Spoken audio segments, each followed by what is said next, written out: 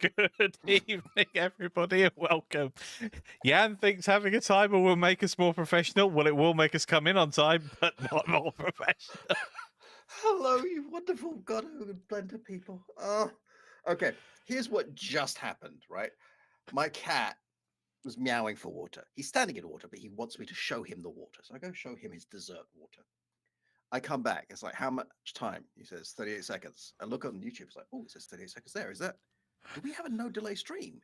No, I'm looking at the stream. That's what it says. Yeah, I know.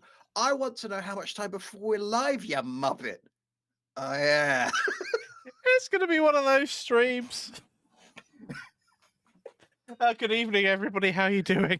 I was fine. How are you? I don't know if I need more coffee, less coffee, or just a nap. Let's see who we got here. We have Ghost Sphere Games. We have my glasses aren't good enough. Munzer, good evening. Roderick, how you doing? Jessica, hello everybody. And I saw Munzer back there as well. Yes. And then we have Michael. Michael, how are you today?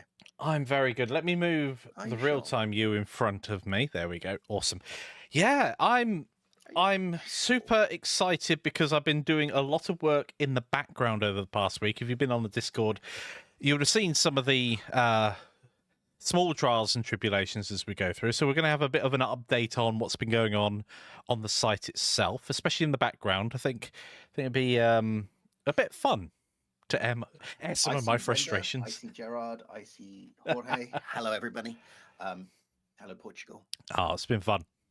Yeah, we've both been having fun with the new assets, including an interesting little setback that only really applies to me and Michael. And once we fix what we need to do, you guys shouldn't even notice. But it did mean that I spent the entire day manually resaving files in Godot and then assigning materials to them. So I'm a little loopy. Social interaction is good.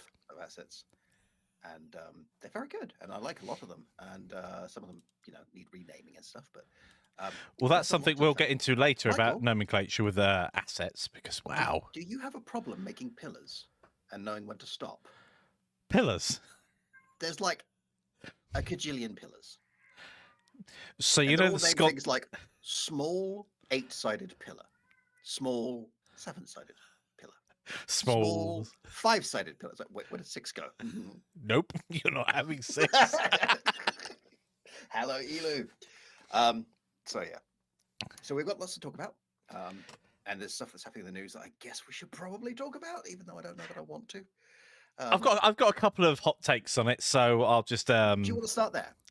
Yeah, we should, because the people are tuned in for a bit of jostling with the news, and we have, of course, Unity in the news this week with. So I've not been following this super close. Yeah. So I'm not going to go into any details because I don't have a Yeah, lot. I've dipped my toe in the water with it and just listened around to what's going on. I want to first start by saying I think we.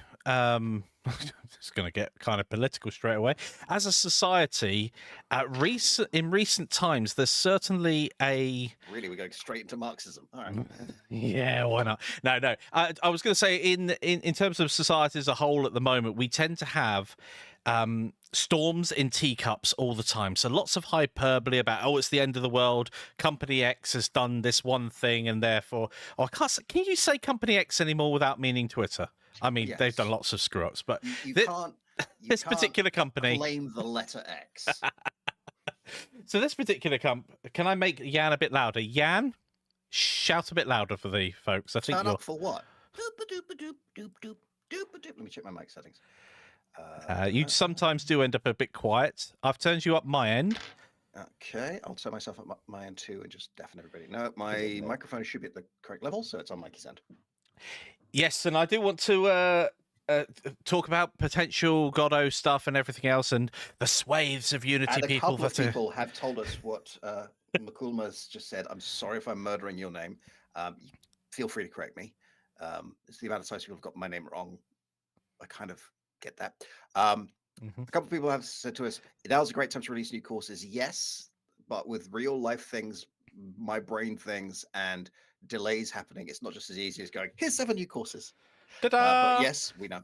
But let's just go back a bit. Unity changed their terms and conditions. And so now instead of once you reach a certain amount of profit made from your game, we will charge you a percentage. Yeah. It's we'll do that. Also, we'll charge you a small amount per install. Yeah. And I can completely see how in a boardroom that seems completely reasonable. But very, very quickly, a bunch of game developers, one, came up with a bunch of edge cases like, what if you're doing a mobile game and you might make 10 US cents per customer on average? Now you've just halved your profit. What if you're doing demos? Now installing the demo costs you money. What if you're doing demos and people you So don't they like have explained. I'll just just keep just downloading? jumping straight away. So some Right. of the things with demos and other things like that, Unity have already come out and said, look, it didn't include demos and all the rest of it. There's a lot of, to coin a phrase, trust Right. me, bro, when it comes to, And I we're don't going to handle false installs and fraudulent installs and the rest of it. But it's I think it's a bit bigger than the whole what they're actually doing. I think it's more about how they've gone about doing it, because Unity's been making a right, like the loss for quite some damage time now. that they've done to the reputation is the problem. Yeah. The policy is reversible. That's not an issue. But the amount of Unity developers I'm hearing, professional and amateur, who are just going, "That's it, I'm done," is not great. I mean, in reality, what I'm going to pull a figure out the air. Forgive me for this, but maybe 90% of people are not going to be affected to this. And if you've been enjoying Unity, stick with Unity as a hobby, right? If you're not in this in the long run to make an actual commercial product from it, then it probably doesn't matter what the commercial terms actually say. And if you enjoy game development, just use the engine you're familiar with that you can get on with most. Unity in the past has pulled some fast ones. I mean, there was a thing with their multiplayer stuff. They yanked that out and replaced it with something else. And I think a lot of what's happened recently really comes down to, again, it's a trust thing. They've gone and changed a promise without actually forewarning people, and there's certainly a bit of scumminess in the background in terms of how they've done it. Like the board of directors of Unity allegedly sold off some of their shares before this announcement as well, so they probably knew it wasn't going to be popular before doing it. I mean, And of there's no course, the way of people showing at that, Unity, the hard-working folk who are actually in the weeds coding, probably didn't have any say in this at all. So I do feel for them as employees of such a corporation, but there is another side to this, which is it's theirs. They can do what they want with it. oh yeah, yeah. And this is one of the things that made me a little nervous about talking about this, because now I'm going to wax lyrical about one reason I like working with Godot. Because of the specific way they've set up their free and open source license, they've done it specifically so that if somebody on the board of Godot decides, you know what, from now on we're charging, or if you want to use any node with the letter Q in it, that'll be $10. They can absolutely do that, but the source code is free and open source, and you have the right to modify and branch it. So you can say, okay, that was Godot. Now we'll do, I can't remember another Beckett play off the top of my head. Talking Heads. There's a Beckett play, or a series of Beckett plays. I'm the only one who cares about that, but I care about it. So you could just say, okay, that's fine. You can do this with your engine, but this one is still out of the public. Yeah. There are downsides to this kind of project. It's hard to manage and get enough updates going. I mean, look how long it took to get Godot 4, which is great, and the people who work for it are really fantastic. But just raising enough money to pay them is an issue. The other thing I tend to find, I mean, Blender has suffered from this a lot. It's why the Blender Foundation often have like a film in production. It's to forward the project in a way that's meaningful for all of their users. When you've got a big open source project like Blender or Godot, you can very easily end up in a position where you're making feature advancements, but to what end? Are you actually delivering the things that people are going to use? Because it's so tempting to, oh, Godot now works with DLSS, but none of the games that anybody's ever made with Godot so far has ever required that sort of frame generation or something along those lines. It can be a bit difficult to know your direction. I want to swing around to something Jorge has just said. We should love and respect Unity. They've been working hard and yeah, I respect Unity, not just for what they've done for the Godot community. It's a really good engine. Like, I don't click with it. It doesn't speak to me the same way Godot does, but it makes amazing games, and a lot of people love it. And I like that it's out there. I have no desire to see it fail. I I'm played not somebody who's a so invested in the engine tool I use that I want everyone else to stop. If I yeah. did, I'd get everyone to uninstall Windows, right? Because I like Linux. If you like Windows, that's fantastic. It's not been good to me in the past decade, so I've changed. Yeah, you lost a lot of files. You were I one of lost those. everything, Yeah, all my only work stuff. 0.1% of people lost data. Right, Right, and that's a lot of people. but that doesn't mean that nobody else should be using it. Yeah, I love using Godot. Whenever I started to try and learn programming, it never clicked with me, but when I did it with Godot, for some reason it did. But Unreal is an amazing engine. Unity is an amazing engine. You can do great stuff with Rust or RPG Maker. Like, I don't think there's any real mileage in cackling evilly and watching it crash and burn, because that's yeah. just sadism, I right? fully understand. Just to pick up on one, earlier on, I was saying about if you're doing a commercial, if you're not doing a commercial game, you probably it doesn't affect you at all anyway. But if you are doing a commercial game, I can empathise with people going, hang on a minute, how do I know if I'm going to literally spend hundreds of thousands of pounds, likely, on developing a game in Unity that in 3 years time, when this game's really coming together, that they're not going to change the terms of service again and really flip something on its head? That's I the think really danger, just right? a perceived major change, whether it is actually major or not, I haven't done Yeah, any research, without any kind of forewarning and the kind of whiplash everyone got. I think that's where the damage is. yeah. And maybe they'll be fine. Like, I'm not somebody who's going to say never do it. I've seen a bunch of people who develop and teach on Unity either very worried or just washing their hands of the thing, allegedly. Maybe they'll change their mind. But Unity has a pretty strong fan base, so we'll see. Yeah, definitely. I think of a great channel actually is Mike from Game from Games Scratch. He's Yeah. done quite a few videos on the subject, keeping really rapid fire on them. He's also done a couple of, if you want to jump from Unity into Unreal Right. Engine and Unity into Godot or whatever, and that's right, making people feel comfortable in a transition if they wanted to go over. And if people want to come over and join us with Godot, that's all the better for us. Well, no, I mean, there are things. I mean, I remember years ago when I went to GodotCon, was it 2019? Yeah. Wow, it's forever ago, isn't it? I was speaking to Juan, the lead developer of Godot, and he mentioned, look, there are some things that other engines are just better at. Like, if you want to make a large-scale, fast-paced, massively multiplayer online shooter, you're going to use Unreal. Like, it just works out It's the box. tooled for Godot it out can of the do box. but you're going to have to. And things have changed a lot since 2019, and Godot 4 is a lot of fun. But there are some things that some engines just do better. Like, that's fine. Use the right tool for the right job. Yeah, there's two things that have been worrying me now that I'm collecting my thoughts. One is the lack of communication and the damage it's done to the reputation. That could be real bad. And the other is, and it's not just Godot, the other is people who, for some reason, I like my engine better, therefore I want that one to fail, getting a little gleeful about it. And it's my own fault for looking on social media. Like, don't do that. But it's weird.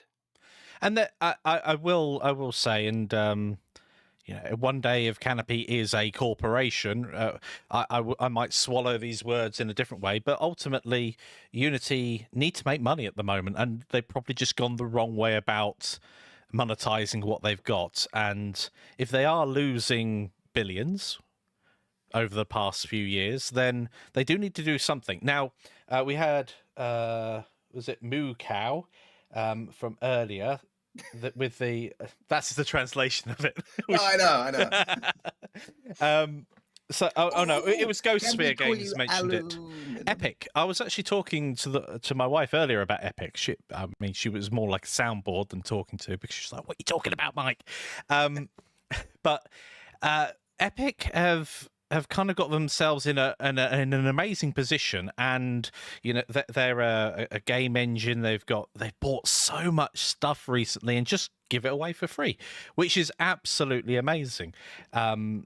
But they've got all of this money, and obviously they've gone for the free model as well. And I remember a few years back, I can't remember with Unreal Engine 4 and Unity 4 which one actually went free first, because they kind of both went free around the same time, and it's given everybody a ton of resources. And going back to what you said earlier about it being free and being amazing, and so many people have made amazing games on it. I played one recently, Citizen Sleeper. I Oh yeah, thought it both was. good I times. thought it was. It complete. I went in with an idea of what it might be, which is always dangerous because I'm always wrong, and I was compelled to finish the thing.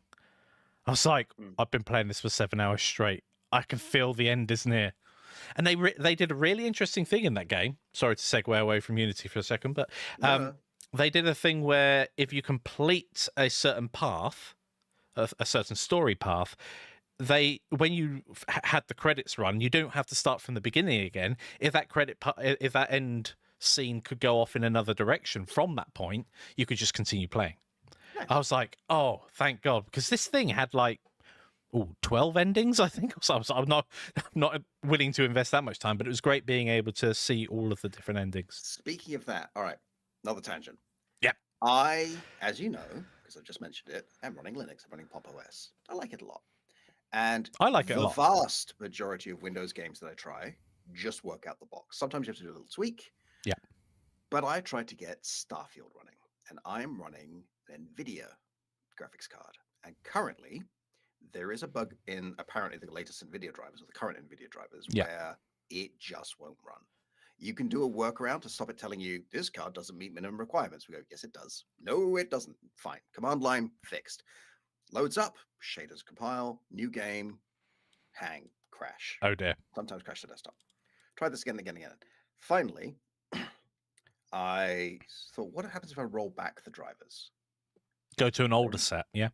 I went and rolled back the drivers and they work. Now I put it on a hard drive, not an SSD, so it was unplayable because it was loading the resources. But the very first thing I see is an unskippable standing in an elevator for 10 minutes while someone talks a bit. I'm like, you guys didn't learn from Skyrim at all. So I thought, you know what? Uninstall it, wait for the new drivers to come back or to be updated, put it on an SSD, play it properly. One thing I did realize was because I'd manually installed the new drivers, it wasn't guaranteed that I'd be able to get the current ones back. Oops. And I had a good hour of having no graphics on my computer. And then I got it working 5 minutes before our Bower of Trauma game yesterday. That was good. So that was lucky.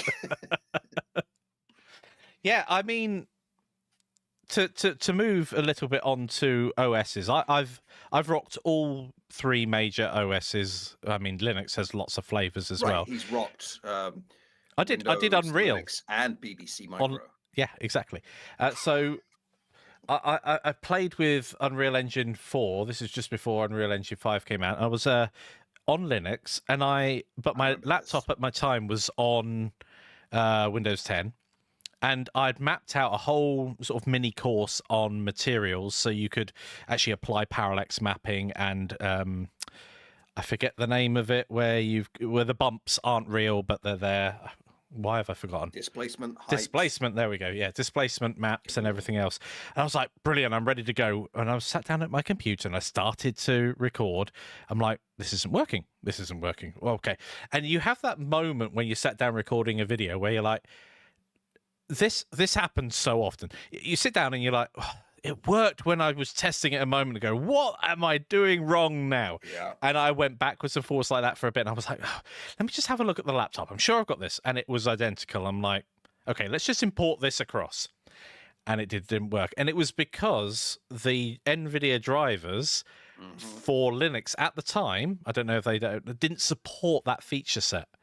I was like, oh, you've got to be NVIDIA has kidding. actually stepped up its game a lot. And this is the first time I've had this trouble. Yeah. But man, people in the Linux community are getting annoyed about this. Partly because half of them are like, what are you talking about? I'm running it fine. I've been playing for 10 hours. You have an AMD card. Aha. Now, I'm in the camp of what works, right? So these days, my main PC is an AMD CPU and an NVIDIA graphics card. Now, truth be told, if you rock Blender all the time, you're going to need... Oh, you don't need, sorry, I shouldn't say that, but you'll want to have an NVIDIA graphics card. It's just so much quicker to do the rendering and things. If you're running cycles and things like that, if you're just working in Eevee, you could actually use either card really, really successfully. I didn't know there was a major difference. Oh, massive when it comes to that. And a lot of that, and the CUDA pipeline, so being able to use resolve and other things so quickly on PC a lot of the time. I've had a lot of problems in the past when I did have AMD, having OpenCL drivers not working properly and things like that. So they I are did know apparently a lot that better these days, but I'm not going to there spend is a £900 plugin, on it to find out. there is a plugin I heard about to make that faster when you're using CUDA. There's Yeah. a mat adder. So Who's you he? can have a CUDA matadder, and it's a wonderful phrase. I was waiting for that. Yeah, it was a long walk, and I'm not sorry. You should be. But the reason why that's funny, and I know you're going to need this explained to you because it's not immediately obvious, but the reason why hey, what? Don't worry, Roderick. I can't remember which is which either. I'm like, Anyway. is that Cabood Cat? Caboodle has the white markings, white Gotcha. socks, white nose, and a bad ear. His cat is much larger, although they're the same age, and he eats less than his sister, and she beats the crap out of him every time he gets too close. Yeah. Ghost Sphere Games just said he's on AMD, or they're on AMD, get by in Blender, but not as quickly as NVIDIA would. And it does depend what you're doing, right? I've done a lot of animation stuff. I really love how Cycles looks. And when I'm working in just Blender, then it pains me to wait for things, especially if you're doing something like an animation. But you can always get around those things. You don't have to have like a top end graphics card or something like that. You just need another computer. If you're doing something like an animation and you're happy and it's working and you've done a load of tests before you go ahead and hit render, just let it render on that other computer in slow time and just enjoy the computer. That's one of the things that pains me with Blender. Whenever I start up a main render, I'm like, should I have used a different computer from this? Because I now can't use this one at all, despite how powerful it is. But the other computer I use a lot at the moment is one of the new M1 MacBook Pros. It's not that new anymore, obviously, because there's M2 and M3 is just around the corner and everything. But that's surprisingly quick when it comes to all of the basic stuff. Again, the moment I start rendering a scene, I'm like, ooh, this could be painful. And I did a render recently where I discovered it was like 35 times quicker on the PC. I'm like, oh. But then any of the Python stuff I do is dramatically quicker on the Mac. So, it swings and roundabouts. Whatever works for you. If you can, I'm blessed, I can have the two machines. Not everybody can have two machines. Use what you've got. And you often find that when you are limited somehow, whether it's with your computer, with the amount of virtual instruments you've got in your game, in your music software, or whatever, you end up being far more creative and thinking around things.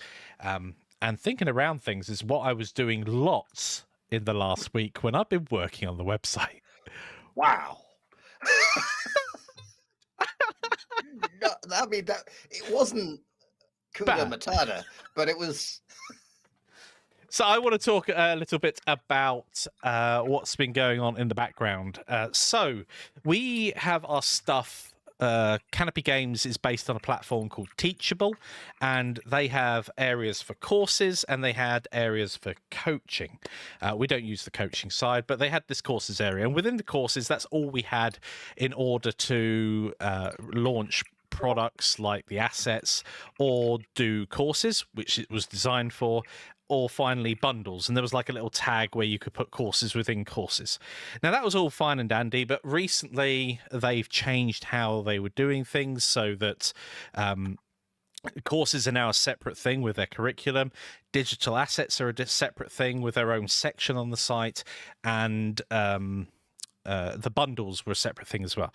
So I've been slowly over this week, I've emailed out, you should have caught an email or notes on the Discord, just to let you know you might be welcome to stuff that you already own via email. And if bless you, thank you. If you have bought multiple things of ours, you will unfortunately get an email for each one enrolling in the thing that you already had before.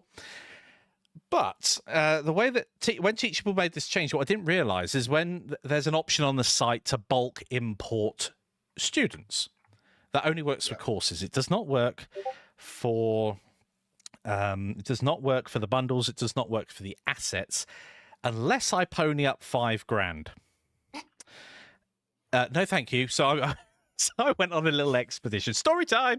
Gather round, children, for I have a horrible story to tell. I'm not going to go through every nook and cranny that I went through, but it's a mini project. These sort of things excite me anyway. And I thought, well, if I'm going to save £5,000, I'm going to invest a couple of days and try and work around it. And I found a Python plugin, a Python module called Selenium, which basically is automation of web stuff. So I noted down what I was doing, clicking on add students, click manually import, type in student's name. I'll eventually be importing that from a CSV that I could get from your whatever you were enrolled in previously. And then I clicked go, and Cloudflare popped up with their capture to make sure that I wasn't a bot. But I am a bot at this point, right? Yep. And I went backwards and forwards with different versions of Selenium, and unfortunately, every post that I was looking up, and I of course used ChatGPT as well to help, and that was all old information, so basically useless.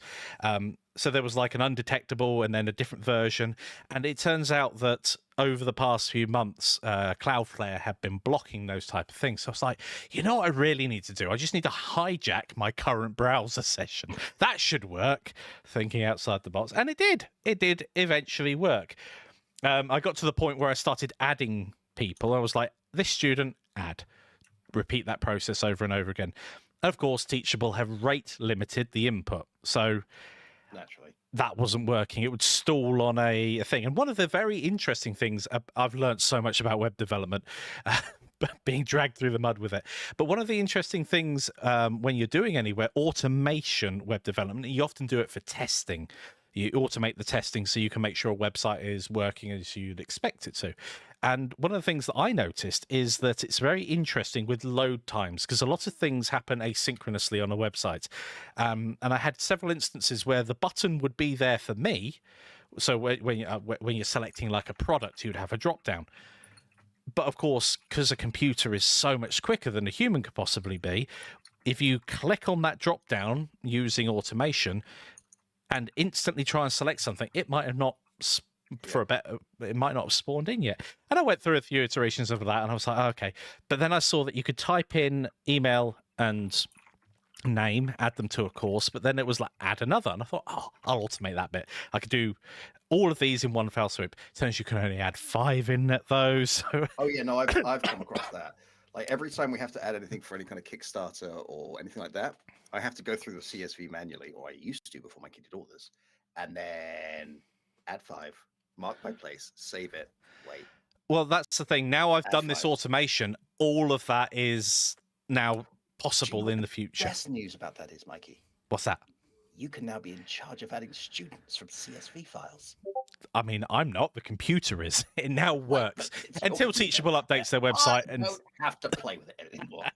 Well, I mean, it's so prone to error. We've inadvertently added people to places they shouldn't be. They've been left there. You're welcome. You've got free stuff. Yeah, well, we're gonna mess up like that. That's on us. Yeah.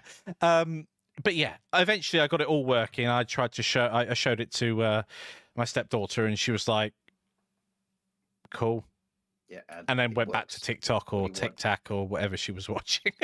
I believe all the cool kids are playing Tic Tac now. Yeah, it works on my machine. It surprisingly worked the moment I moved it across from PC to. I went out with my laptop. I was like, "Oh no, I've not actually tested it on this machine." And of course, I didn't have any modules installed or anything like that. But yeah, that's all worked. So that's my little story. Thanks for listening to my TED Talk. So we're basically trying to move everything over to there. And one of the things that I've been desperately trying to get up and running is the new assets. And I can't add a price to them. Right. This is my latest thing. I've been backwards and forwards with Teachable support for literally priceless. They're so good. So we're trying to go backwards and forwards at the moment. I literally go and add a price to it, and when I refresh the page, it's just removed that. So I think it's something on their back end. Pretty good. Like you could show them off if you want. I think we should do that in a moment. You've done. I know it's very generous of me telling you can show off your own work. No, we should give people a little guide around to see what's going on with. I want to point out, by the way, before we do that, this is literally just a contact sheet with the assets in. Like I haven't put them in the new, I haven't put it in the test ARPG system yet. It's all like getting it working. But gotta say, Mikey did some great work. I really love the new chest you made. Yeah, and so let's talk about these assets actually. So, I am. mm, I'm surprised you're not listening to me. sorry, there's a tunnel.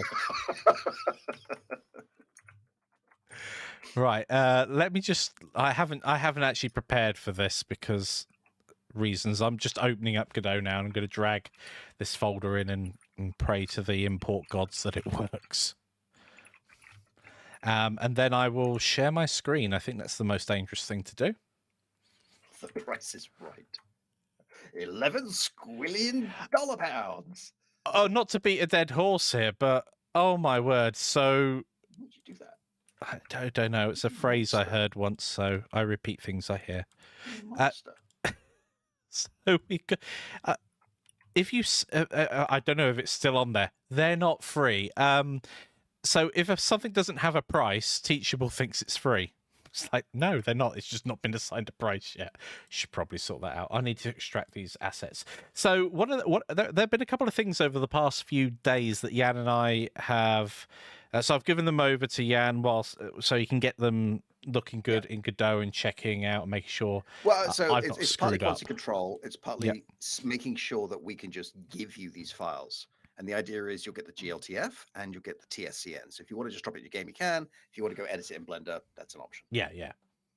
Sorry, I'm stealing on your thunders. No, that's absolutely fine because I'm still extracting the folder you sent me. So if you just drop that directly into a Godot project, you should be able to access it. That's what I'm doing. As anybody knows, when they import stuff into Godot for the first time, it can take a moment as it imports everything. It's actually going really, really quickly. Can you remember when we did this with Maglev and I had baked an 8K texture into all of the buildings? Mag Racer. I remember when we were doing Mag Racer back when, so this is Godot 3, right? Yeah. And we were saying, oh, maybe we could do this in Godot 4 if it becomes successful. The Kickstarter didn't fund, but that's, it was a pretty difficult game. But we found out there was a thing in Godot 3 where you couldn't have Godot projects that were over a gig. Oh. And apparently that just hadn't come up enough for most people to know about it. But yep, no issue. You can't do that. So it was 2 gigs, I remember. Was it? Yeah, it was a 2 gig limit. Once your project went that big, it's like, nope. Okay, so I'm almost ready to share. Got a bookcase in my scene that I can't delete. I feel like I should be entertaining people. Please hold. Okay. Your hold music. Yeah, why not? Can I drag this all into a 3D scene? There are contact sheets. Contact sheets.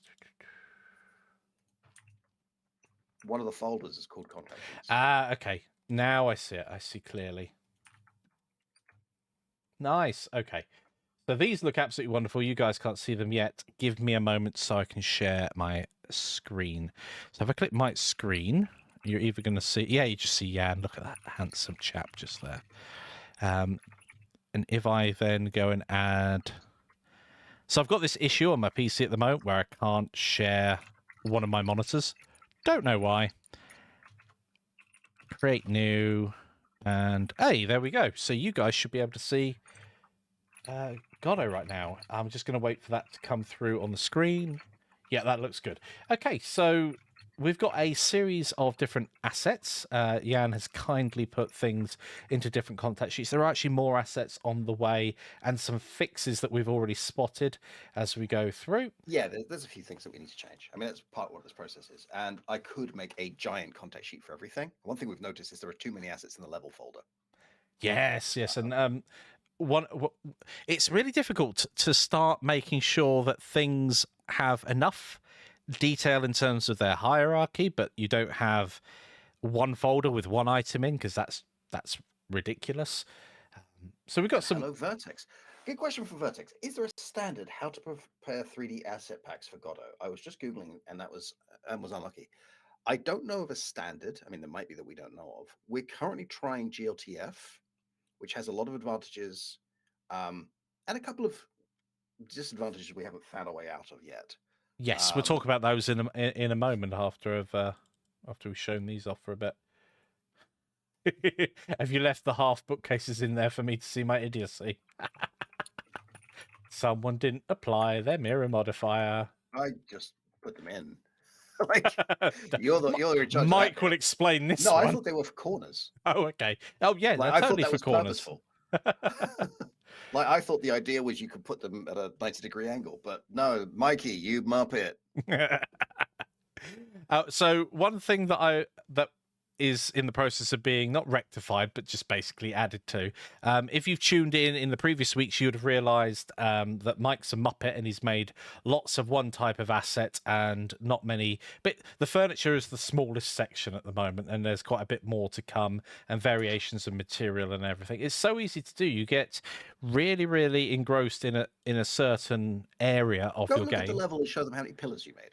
No, I Yes. totally didn't open this one. You can't even look at. It's not one room's worth. It's huge. So Vertex, yes, if you want to share an aspect with somebody, if you've made it, I mean, we can show you the file structure we've made. Mikey has done it by type of asset. So is this a decoration? Is this furniture? Is this a room? Actually, the room is currently just level, but it's going to be split into room, level, corridor. And then if you've got it either as a GLTF or as a TSCN, and the materials are in the right place, so basically you haven't moved anything across. Like I saved the materials in that folder and linked them to the assets. I didn't then move the folders around once they were done. It should just install. Mikey has never run this before. Yeah, I've literally dragged and dropped these in, and these come across really, really nicely. So that's really good to see. You're seeing Do you stuff want to live. show the issue we've been having with GLTF, which is a minor issue, and I suspect if I could justify taking the time to write a plugin for it or a tool for it, we could probably get rid of some of this. However, some of the things we'd need to do, I don't know how to access through code, so we'd have to get somebody to do it in C++ and actually modify the engine. And I just don't think we'd save enough time. Yeah, it's interesting because obviously you assume certain things until you actually test them. And so I was under the impression that it would behave in such a way that if I already had an asset that had a material on it called, let's say, this is all lowercase here, just copper, that if you imported a GLTF with a material called copper attached to it, it would just use what was ever in your project or generate a new material based upon that name. And that's in fact what Unity does. I cannot remember for the life of me what Unreal does, and I've not played with Unreal 5 yet, but we do want to try these assets in all of those engines. Right, We just so want it if we working were in to do Godot this in first. Collada, what it would do is it would try and look for material of that name in the same relative folder that it was saved in. If there happens to be one with the exact name, it will use that. Otherwise, it won't. GLTF, Mikey, if you go to the GLTF folder, I'm 30 seconds behind, so I can't tell if you're doing this. Yeah, cool. You can give me Pick a random instructions. asset, double click on it. Well, it's a GLB folder because a GLB, by the way, is a self-contained GLTF file. So it contains everything that it needs in one asset. Which Otherwise, is you real will handy. export as multiple. So I'm going to bring in a flagon. Why not? That's got one material on it. Let me think about something that's got two. So the chalice has got more than one. Here we go. So we've got a chalice here. It's got some gems on it. I can't see what you're doing unless you show your screen, but... And if we go to the materials, it's got gold and gem. Okay, so you've opened the GLTF file, is that correct? Yes. Do you want to share your screen with me, by the way? I can try. Hold on a second. You don't have to. I can talk you through it.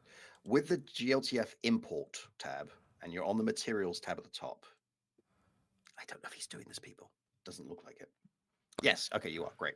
So on the top right there, you can go to enable. So instead of using the built-in material, you can use the external. Yeah. And then you can go to the folder icon and you can go find it manually. This takes forever. This is not what I did. It's not scalable, right? You've got to repeat something over and over again. It's not scalable at all. So what I did was I dragged. So I started with I just went through it from the top. So I started with the decorations. I dragged all the GLBs into a single instance. Right, instance all the GLBs into a single scene. Then I went through them all and made them local. Then I went through each mesh and saved that as a branch to scene. So I now have just the mesh, not the GLB, saved in its own directory. Once that was done, I placed them all in a little showrooms thing like that. And then I opened each one and just assigned the materials based on the materials I already have. So now, if Michael was to go to the materials tab and change, let's say, iron or wood, it's now going to impact everything. Yes. So if I actually open up a material like iron, which this is using, and I set its albedo to something different, say we didn't want this very dark teal color, but we wanted it to look slightly rusty. And there we go. All of our assets have updated. And if that wasn't clear, because it's really, really, there we go, texture missing color. Oh, I have the swatches on mine, but you can't transport that through. That's annoying. But yeah, you could change any of the values here. I don't know, give it a missive, and then all of your stuff is going to have the right settings and everything. Iron becomes that. Yeah. Right. Whatever you've done, that's now iron. Same with wood. There are a few interesting things, like some assets use stone, some use stone 001 because Blender. And so we have materials that are duplicated. We have wood and wood medium, which seem to be the same thing, but of course they're not counted as the same thing. So like that. So one of the very interesting things, I'm just going to come off of Godot for a second so people can see our lovely faces as we're chatting. So one of the things that hi there. One of the things that I notice is that in some of my blend files, I've been very good with the naming now. I'm really on top of the naming, and naming is what we tell you all the time. Make sure you get it right from the very beginning. Okay, you might not know that it's number 5, but call it a static mesh candle. So SM_candle. You might then have candle_01 or candle tool or whatever descriptive name you're going to give it in order to make sure that you can find it again in the future. What Mikey did not do is apply the same rule to his materials, which meant that whilst I had the same color, I inadvertently had like stone 001 or 002 instead of just stone. And that is basically what we're cleaning up at the moment. So as soon as I can get the assets live, they will go live, but then there will be iterations and updates to that, and I'll make sure that that's clear as to what version things are as I add them to the digital download. But one of the things that is really frustrating is, and it's my fault for not picking up on it sooner, is not making sure I'd named the materials, and then when I'm making something, pick the material correctly right from the very beginning. And naming conventions. Vertex there, Rage, has said that naming conventions are super important. What's more important than anything else is consistency. Moving things from one folder to another might not necessarily import correctly. So make sure that you know, this is your materials folder, this is where they live. And we're working in a team. So I need to know, and Jan needs to know, if, this needs an extra material, that needs to be communicated, it needs to be done, it needs to be actioned. But then there's a new object. Jan needs to know that that object is the new object with the new materials assigned, and it's ready for him. There are so many different ways you can handle that. What we're doing is I'm basically creating a collection of new objects. I'm not putting them in the right folder yet. And then they are then distributed to Jan in the correct folder. I just move them afterwards, and then I move them into the appropriate folder within Blender. Then they're set. At that point, once we've exchanged those assets once, they cannot be renamed. The materials can be changed, but they cannot be renamed unless it's absolutely necessary, because otherwise there's no way of really tracking the assets that Jan has put effort into changing and making sure they're all Godot ready, and what we've done here. Now, we are searching for some sort of automation to do with it. Automation is great when it works and when you need it, and this is definitely something that could do with some automation. I've automated loads of the stuff my side, and in the RPG part of this course we'll actually be going through a lot of automation steps, because when you're dealing with if you're actually making assets, you can't be doing exports manually yourself every time. One of the advantages of using a GLTF is if you're using the raw GLTF in your scene, which you can do, you can change it and now save it out and do the extra work in Blender and bring it back. So this is what Jan was alluding to earlier with our particular workflow, because we're going to make them TSCNs as well. There's a bit of a manual process there. Right.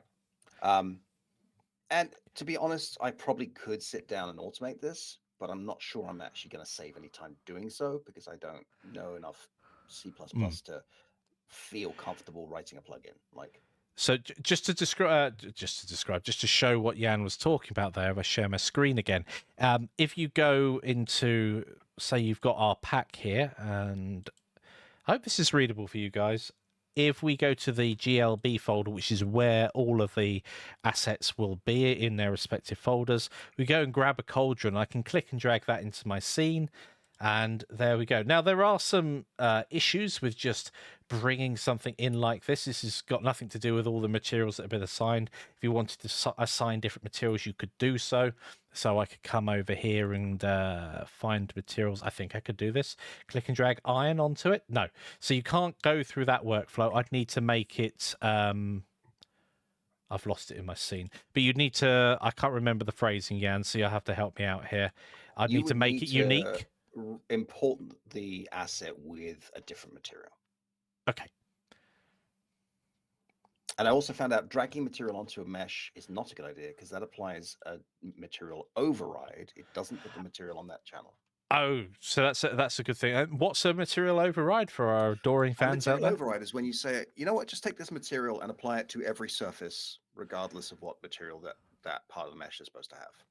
Whereas a lot of meshes, like you can see on some of these sconces or torches that Mikey's made, some have wood and copper and iron. So this face is this face is this face is this. If you were to just drag a material on it, it just becomes a wooden torch. So we can say that everything is being overridden. There are times where material override is incredibly useful. Yeah. Applying certain kinds of shaders, for example, or whatever you might want to do. We use them from time to time. But it's important to know that a material override is not the same as changing material because you're literally overwriting the material information. That's good. Teacher. Am I in the storage? Storage and lighting looks the same. Why is that? Let's open up storage. Yeah. Oops. Storage and lighting have been have been overwritten. Never mind. I can't show you the lovely cat. Oh yeah, I can. Let me go grab one of the. Search for it. Search for a chest. And here we go, chest. And we've got a series of lids. So we've got this chest. And then we've got the studded chest as well. Oh, that looks nice. Oh, there's a error there with the mirror modifier not applied again. I haven't looked that closely at them. My plan was let's lay them out, put them here, and let you examine. Yeah. So I can see some things are missing. There's some tweaks that needs going. Yeah, it's me. I've not applied something and it's gone missing. Like that's going to happen with this much stuff. Sorry, something's rotated around. I'm not going to go through and discover everything. There's a few things that rotate the wrong way. There's a few origins in the wrong place. Like we're flagging those. There was one where I told Michael, you don't have a standard wall. I'm like, I think that's the first thing I made. I'm like, it's not here. Maybe I forgot to put it in. Finally found it. I wasn't looking because in our projects, those standard walls are used to make rooms. And he had marked it as corridor_basic wall. So yeah, naming is super important because it just never occurred to me to look there. So there will be... I think what I'm going to call it until we're happy that everything that is in there at the moment has been gone through, basically with a fine-tooth comb and made sure that things have got a really good name to them. I think we're going to just call it the beta release of it until it's ready. So there will be like little... This is just a bug, basically. It's not a feature. It's a bug. It's rotated around the wrong way. And, you know, they happen. Vertex, you've asked, out of curiosity, do you keep the GLB or GLTFs? They're right there. Or something similar. In Git. Do we keep them in Git? No. I have kept a local source controlled copy of the blend file. And I've also, because I've had some issues in the past where I've not been able to recover something. So the blend file exists in a Git controlled Dropbox folder with version history and with version history on the blend file itself as well. So I've got 25 versions of the blend file within a version history version controlled folder, which is a fun way of saying that I'm not losing stuff this time. God damn it. And I'm not allowed near it because I don't know if you know this. Every time Mikey and I do a Git project, I lose everything, and Mikey has to spend 2 days fixing it. But currently, this is working really well. Like, Yeah. there's a lot of things we're trying to fix, but I can safely say that while I have 99 problems, a Git ain't one. Not this time round, anyway. Yeah. And for Blender, certainly with Blender courses going forward, instead of having a Git repository with all of the commits for that particular, even though it's easier to do it for me, having when I finish the lecture, just pressing commit with a name of the lecture and then just continuing on. For the non-coding person using Blender, having to navigate GitHub is actually a pain in the backside. You can't just click download and it works. You have to do a couple of clicks to get there. And so I don't want that barrier to entry for people being able to get the lecture state. So now at the beginning, basically I will save the file at the beginning and it will say lecture name _ beginning, and then there'll be lecture name _ end. That's going to be for all courses moving forward with Blender. And Blender Python, which will be out real soon, has also got that nomenclature as well. Just so you know. So yeah, belt and braces on that, which has been a lot of fun. One of the things that I've noticed when going through creating so many assets is how to store them in your scene. Now, I haven't come up with a great way of doing this. I'm just going to switch over the screencast so it can pick up. So you'll see, there we go, there's Godot. Let me switch this over to the Blender window. There we go. And it's too wide to fit in one screen at the moment. So let me just drag it over here, resize it. Hopefully you guys can see that. So we don't need much here in terms of organization, but oh, that's horrible. Let's see if I can just turn up the view distance here so you can all see what's going on. Yeah, you can see Blender. I can see that. Awesome. So let's go to the view tab here and go to instructor mode. And where's the camera distance? Oh, I've set it to 20,000 here.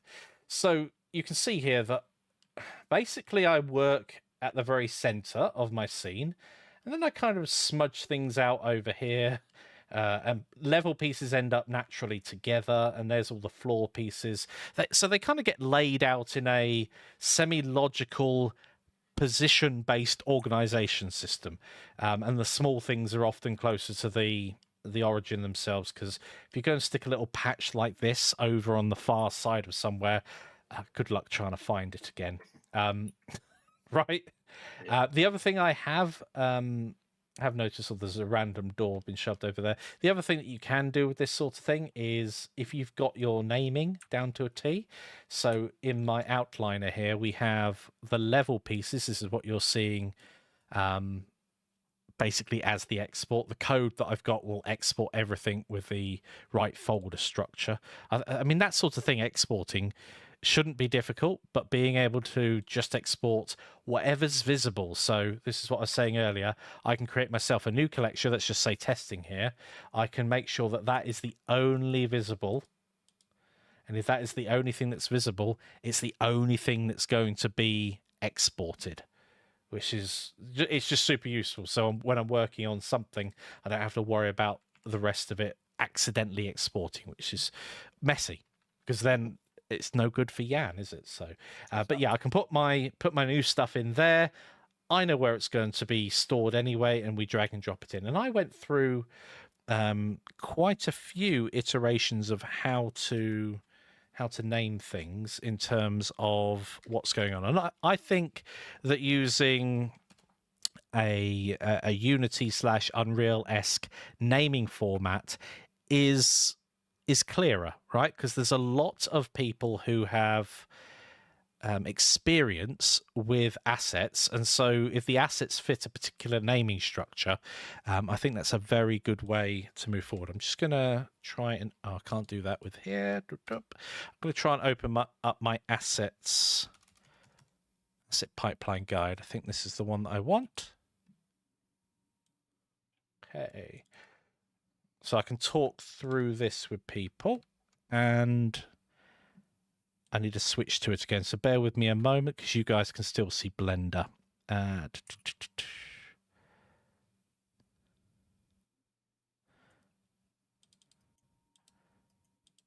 Right, brilliant. So this is just a real rough outline in terms of guidance for me more than anything else in terms of naming assets. And this is not a hard and fast rule. Just let me put that out there straight away. This is something that I've sat down with. I've chatted with Jan, got his feedback on some ideas, but ultimately as the primary asset creator, the one actually doing all of the renaming and moving things about, it's really important that I understand my own system. So writing it down so you don't forget it, and writing it down so you then think about if you want to change something. So for multiple words, I've decided to use camel case, but the upper camel case. So the beginning of every new word has a capital to it, and underscores will separate where things are. So folder structure, as you can see here, can vary upon how many assets you have. It would be silly to have 100 assets in 100 folders. Now, you might already have all of your assets sort of not made yet, but you know that you're going to have 50 of these, 50 of those, 50 of those. Sure, prepare your folders, off you go. I don't know if I'm going to have to split the level like Jan and I have discussed so far. So I typically have the project. So in this case, I'd have action RPG, so ARPG. And then I was thinking about, well, the asset type. Then we've got maybe characters, level, piece, weapons. Now, is that in the file name? Is that in the folder structure? There's no right or wrong here. All of this could be just a file name. And then you could have a completely flat directory structure. But Jan would kill me because when he's over in Godot, and I would kill me because when I'm looking at my Blender outliner, I'm going to have it half the screen wide to read what the actual asset is, because it's going to be front loaded with a lot of. Well, it's also going to make browsing almost impossible. Yeah, exactly. I don't want to have to. There needs to be a limit, and ultimately that's why. Things like the Python style guide say 80 characters wide. Yes, it used to be the width of screens. You couldn't go over 80 characters. But there's also a deeper meaning of just having don't go too far deep into the weeds with your naming. So this would be a potential thing. So I might call my prop a static mesh. So we've got lots of different naming structures that you could possibly use, but I'm using the one that's SM underscore. Then what it is it a prop? Now, again, this could be a folder rather than just in the name itself. Where's it used? What's its material? And what's its type? That's really as deep as I ever wanted to go. But you can see, even at that point, it was getting quite a long file name. So at that point, I decided to cut it down even further. And it would depend on what you're doing. Now, one of the things I'm very keen on doing is not using abbreviations unless it's really, really clear what it means. Just like coding, you want to be able to come back to your assets in a week's time, in a month's time, maybe in a year's time, and add to it. You've had a whole load of new ideas and you want to add, perhaps I want to make version 3 of the Dungeon Asset Pack, and I can't remember what BTR means. I've just pulled that acronym out. I have no idea what it means now because I've not touched it. I may be able to get a feeling for what it means after looking through a few things, but it's really important. It means base rendering. But there's so many different things, and I've lifted this from I think it was an Unreal style guide in terms of meshes. And one of the interesting things that I noticed going through was your static meshes are the things that you do not move in your scene. And your skeletal or your skeletal meshes are the ones that are often controlled with bones with an armature. However, there's no real place for things that use morph targets or blend shapes or whatever you want to call the act of moving vertices and recording that moving. And so one of the notes I made whilst going through this is perhaps you wanted to use the MT underscore to emphasize that it's a morph target. It's going to be something that changes its vertices positions based upon just animation data. There's nothing else in there. And of course, it might depend on how many you've got of those. If you've only got one object that conforms to the standards, you probably won't put it in its own folder. And then there's a lot of other naming conventions here which come to things other than models, which, aren't really applicable to what I'm doing in Blender. And then I've got some other guidelines there in terms of what we're specifically doing in the action RPG. Right.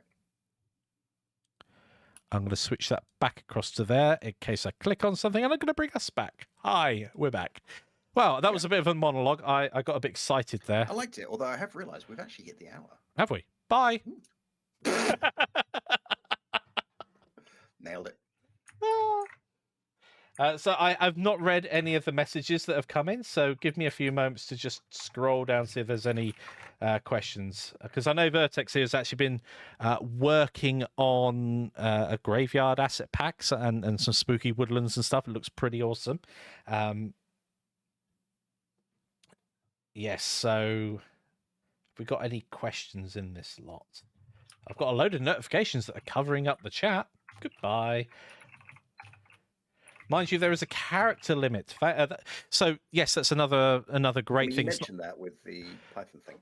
Yes, I was thinking primarily about readability, though. And yes, if there's a character limit. The other thing that a lot of people don't realize is if you start having really long file names like that, and this is certainly a Windows limitation. I'm not sure about other operating systems, but I think your file name itself can't be any more than 255 characters, right?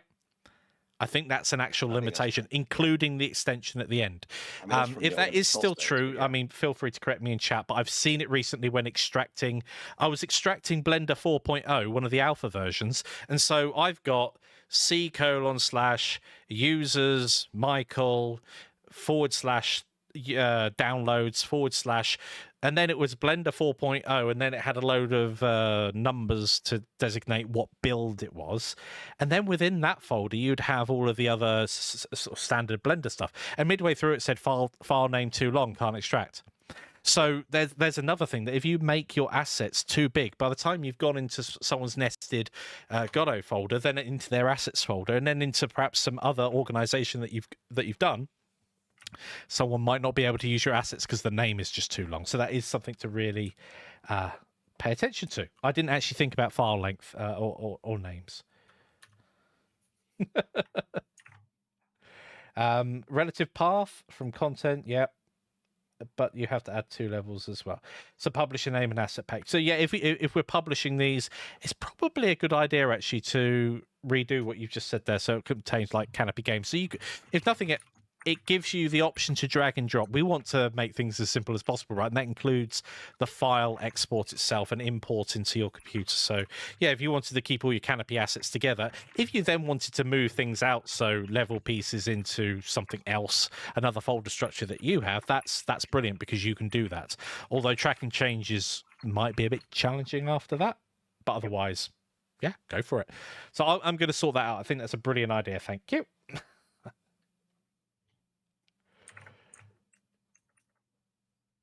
Other than that, I think it's pretty good. That's pretty awesome. Does anybody? I think we had like another topic or something, but I'm no news sites and assets. Yeah, they're the main 3. That was it. That was the. Does anybody want to talk about anything else though? So, any questions? Yeah. Should I have baked potatoes for dinner? Oh, can I come round? No. But I like baked potatoes. I like baked potatoes. I mean, make your own damn baked potatoes. Or should I have something else? Basically, I'm hungry. So whilst people are thinking about any questions that they might have, we're still playing on Sunday evenings. We're playing a bit of Barotrauma, and the first thing that happened, and I don't know, I died. I instantly died the moment I loaded into the server this week. It turns out that I was in a suit without any oxygen in it. I think what happened was you docked, and you must have just removed your oxygen, or replaced it. Weird, because you're the one driving. Yeah. Or it had run out and you hadn't noticed. And then we logged in. You're wearing a suit, but you'd passed out because by the time I loaded as the host, yeah, like, well, he's been 30 seconds with no oxygen. He's clearly passing out. Like, why am I dead? I mean, it was a sign of things to come, right? It was our longest and most stressful mission. And by the end, we were starting to lose patience with each other. I certainly was. I shot Michael. I was shot by the medic I paralyzed. deserved it. I went on a murderous rampage and then shut the reactors down. Until Right. people were... No one gets any light. Mikey's like, okay, docking, and just said, no! Okay, so this is the dock port, right? We went, okay, docking in 3, 2, power off. Bye. We ended up about 400 meters. I was just demonstrating why paralyzing the electrician is a terrible idea. Next time, kill him outright. In a very petty way. Roderick asked, how was the summer? Now, so far, we've had some hot temperatures, but we've not had, like the last 2 summers, up to mid-30s and higher. Of constant rain. I was fine with it.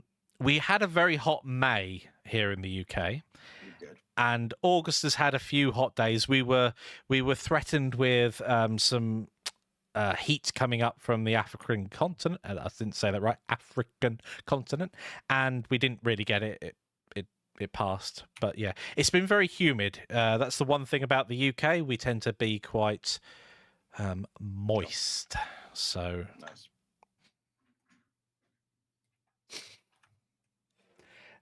Yeah, the heat with full health. I mean, I've been fortunate enough a couple of years ago when it got really. I just couldn't do anything. If the office was at like, if outside was 32 degrees, the office would be like at 37, 38, and blowing 37 degrees. I was basically in a fan oven at that point. It's you know, there's nothing I can do to cool down. I literally tried grabbing old t-shirts, running them underwater, putting those on, and by the time I'd finished recording a video, it was bone dry. That's how, and of course that just makes the room really humid. You really need to have the windows closed when you do this. Like, yeah. There's just no way around it. Yeah, all it takes is I don't know, the dustbin lorry to come around the corner, or the garbage truck, the sound of the air, like anything, or just like nature. I mean, I've got some lovely mature trees in the garden, but do you really want to listen to a video that has? I